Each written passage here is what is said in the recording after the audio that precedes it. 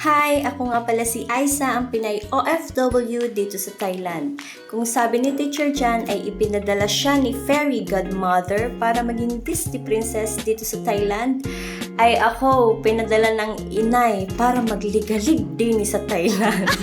So ayun, samahan nyo nga pala akong mag-mini grocery para naman may mailaman ako sa aking bagong ref. Tara na!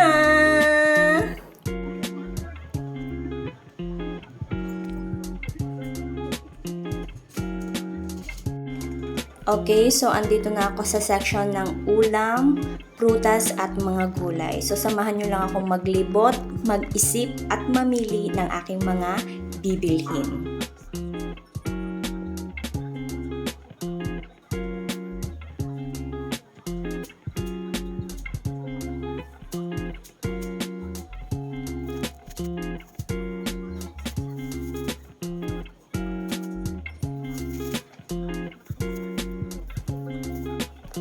Heto na nga po ang aking grocery at andito na po ako sa counter para magbayad. So this is the end of my mini vlog. Maraming salamat. See you on my next vlog. Bye-bye!